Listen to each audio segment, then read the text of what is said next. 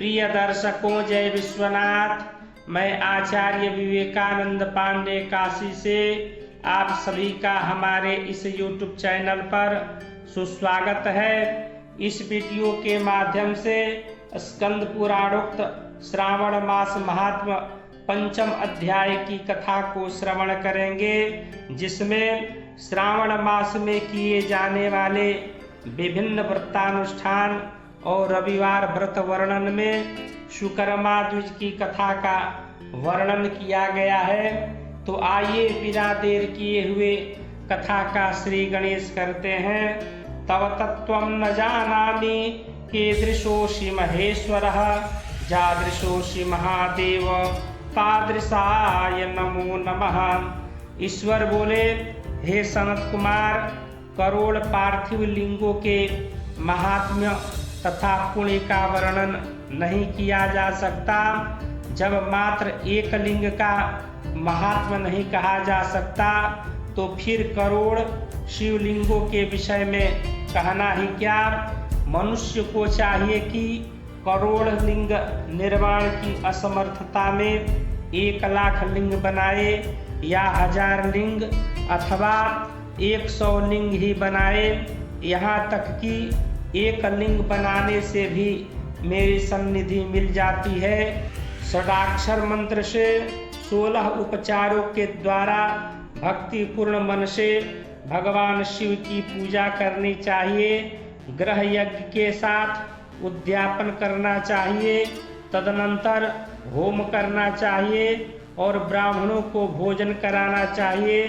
हे सनत कुमार, इस अनुष्ठान को करने वाले की अकाल मृत्यु नहीं होगी।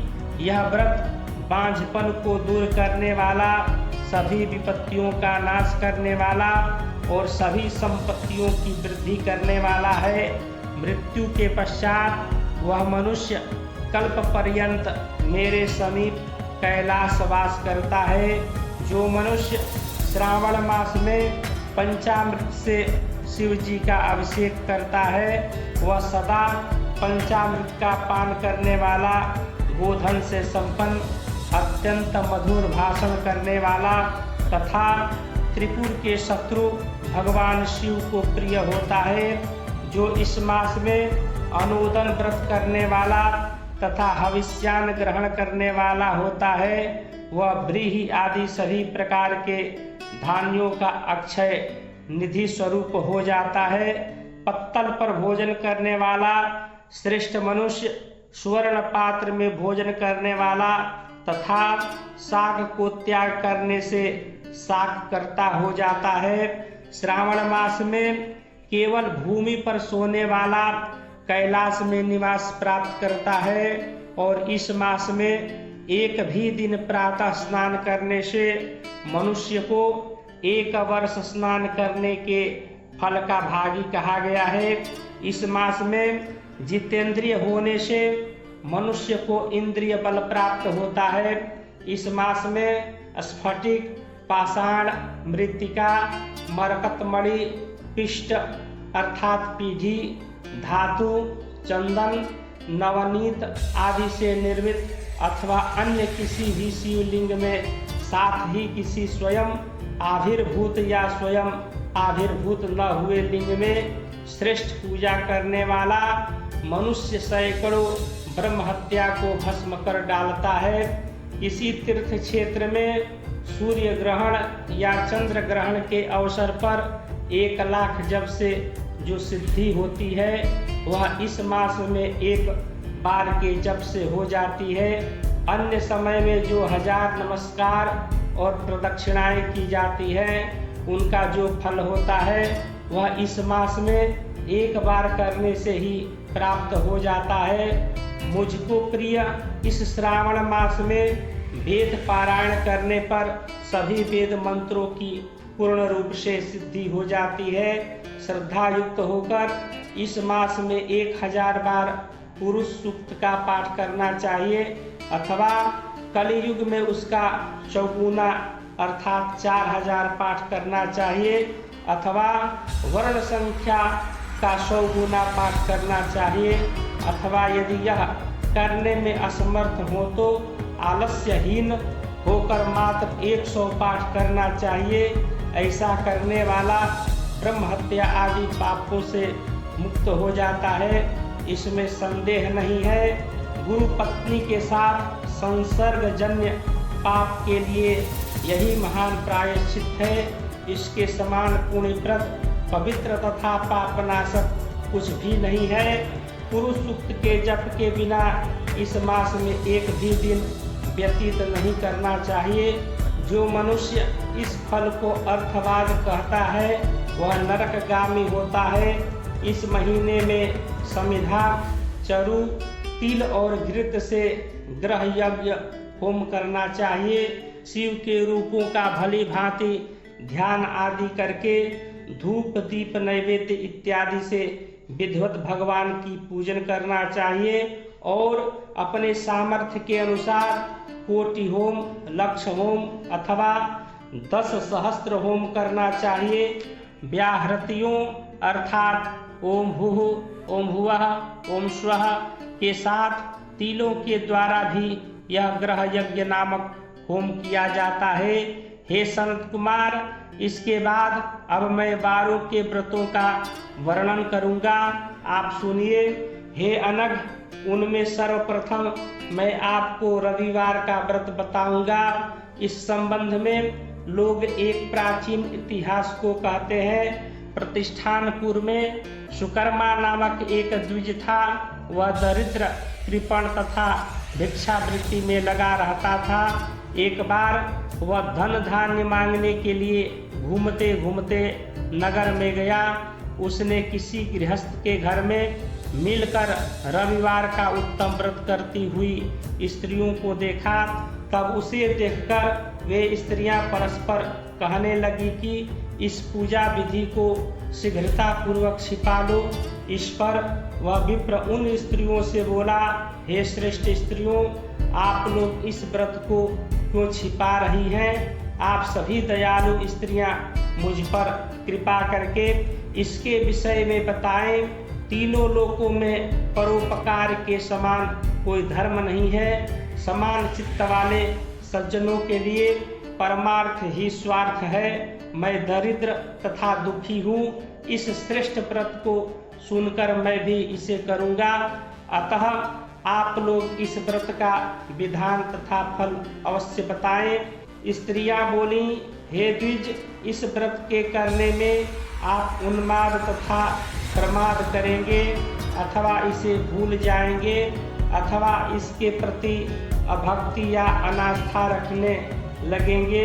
अतः आपको यह व्रत कैसे बताऊं? उनकी यह बात सुनकर विप्रेंद्र ने यह वचन कहा, हे उत्तम व्रत वाली साध्वियों, मैं ज्ञानवान तथा भक्ति संपन्न हूँ। उसका यह वचन सुनकर उनमें जो एक प्रौढ़ स्त्री थी वह उस ब्राह्मण से व्रत तथा व्रत की विधि यथावत बताने लगी।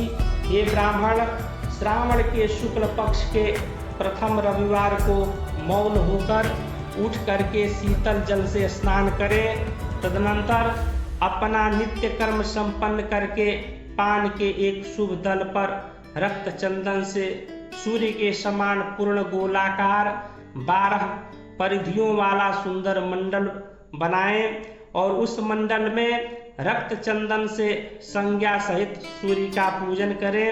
तदनंतर घुटनों के बल भूमि पर झुककर 12 मंडलों पर पृथक पृथक रक्त चंदन तथा जपा कुसुम से मिश्रित अर्घ्य श्रद्धा भक्ति पूर्वक सूर्य को विधिवत प्रदान करें और रक्त, अक्षत, जपा कुसुम तथा अन्य उपचारों से पूजन करें।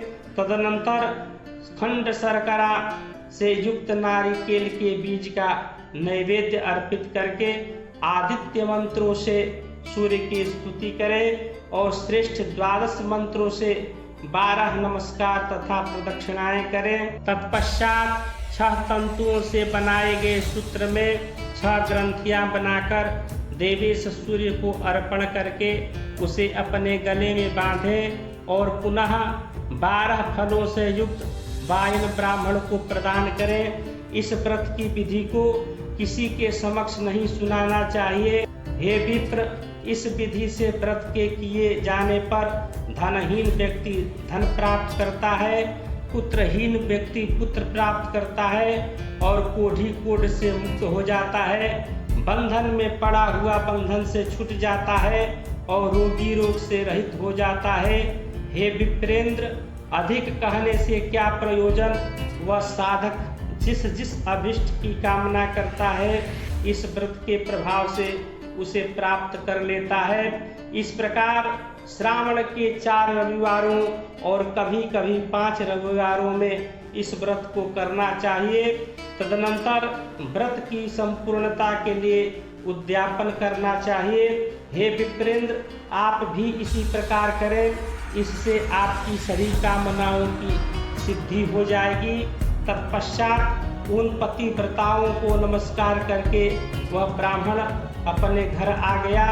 उसने जैसा सुना था उसी विधि से उस संपूर्ण व्रत को किया और अपनी दोनों पुत्रियों को भी वह विधि सुनाई।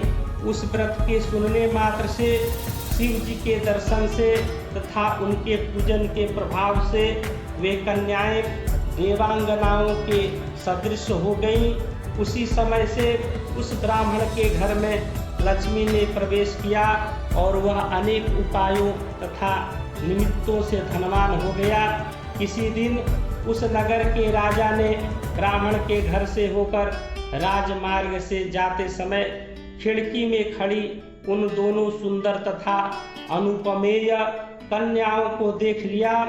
तीनों लोकों में कमल, चंद्रमा आदि जो भी सुंदर वस्तुएं हैं उन्हें वे दोनों कन्याएं अपने शरीर के अवयवों से तिरस्कृत कर रही थी। उन्हें देखकर राजा मोहित हो गए और क्षण भर के लिए वहीं खड़े हो गए। ब्राह्मण को शीघ्र बुलाकर उन्होंने दोनों कन्याओं को मांग लिया।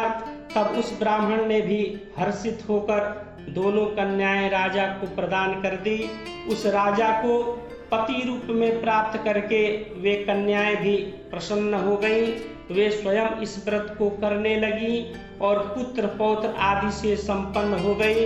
हे मुने, महान ऐश्वर्य देने वाले इस व्रत को मैंने आपसे कह दिया। हे विधिनंदन, जिस व्रत के श्रवण मात्र से मनुष्य सभी मनोरथों को प्राप्त कर लेता है उसके अनुष्ठान करने के फल का वर्णन कैसे किए जाए। प्रेम से बोलिए शंकर भगवान की जय, सूर्य नारायण भगवान की जय। वीडियो को लाइक कर कमेंट में नमः शिवाय अवश्य लिखें तथा हमारे इस YouTube चैनल से अभी तक नहीं जुड़े हैं तो चैनल से जुड़ने के लिए चैनल को सब्सक्राइब कर बेल आइकन को अवश्य दबा दें ताकि हमारे द्वारा प्रस्तुत ज्योतिष वास्तु व्रत पर्व कर्मकांड संबंधित शास्त्रोक्त वीडियो आपको सर्वप्रथम प्राप्त होता रहे। जय विश्वनाथ, हर हर महादेव।